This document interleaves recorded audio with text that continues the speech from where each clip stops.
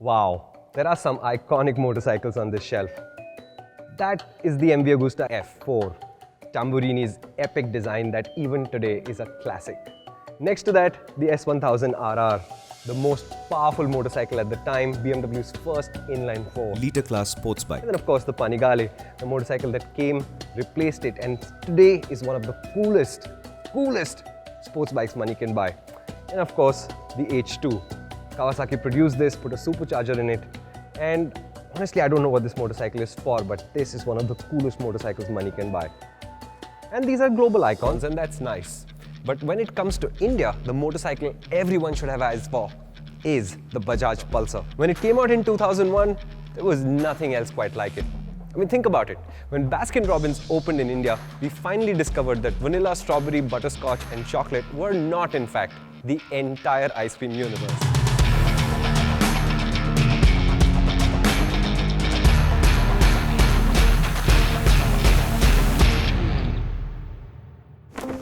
2 years later, Bajaj added extra spark plugs and created the shape that would become the design that the Pulsar would not deviate from by much thereafter, except for the new versions with new names or roles.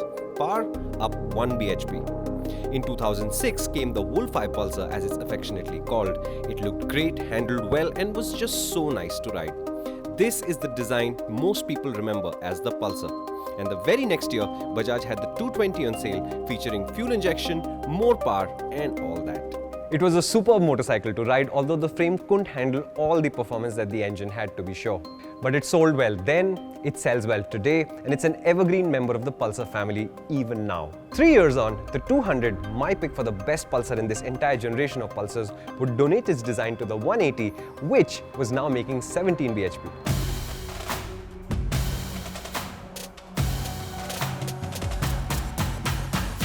In 2012 came the Pulsar NS200 based off the KTM 200 Duke.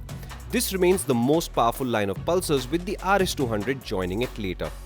Meanwhile, the AS150 and AS200 arrived and then disappeared.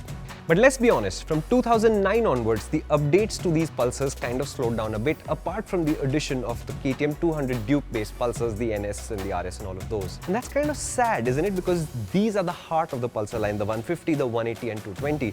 And from 2009 till now, what they've basically got are stripes, designs and limited editions.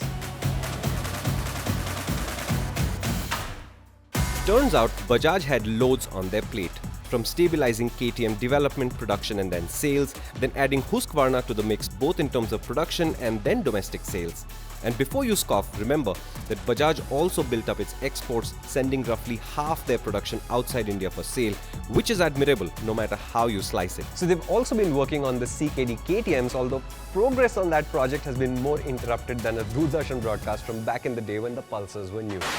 There's also the Triumph Bajaj project to create a motorcycle that no one has been able to yet, a classic 350 killer. Which of these excites you more? Let us know in the comments.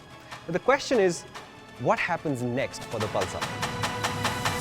Well, we have the first brand new platform for the Pulsar line in the offing even as you watch this video. If you count the NS200 as the last all-new Pulsar platform, then the last full update Bajaj rolled out was 9 years ago. The other Pulsars are much older, and Bajaj Auto is about to rectify that. And it isn't just a band-aid from the design department, this is the full makeover. Here's what we do know. Bajaj is about to release a brand new Pulsar, and it's probably going to be a 250cc motorcycle. Everyone, and that's not Bajaj, everyone is calling it the 250F. Chances are it will replace the 220 in the showrooms, although I don't think that's going to happen immediately either. Bajaj will allow customers to dictate that, and when the 220 falls to a point where they don't sell that well, that's when the actual replacement process will be complete. But what's exciting is that this 250 is brand new. New frame, new engine and a completely new design. Yay! In context terms, the Pulsar brand is not Bajaj's flagship in terms of displacement anymore. That would be the Dominar. And 250cc would be the crossover point, but while the Dominar uses a KTM-based 250cc engine, the Pulsar is likely to use an all-new, lower-cost platform. Now, thanks to the BS6 requirements, the motorcycle will definitely be fuel injected. But will it have liquid cooling?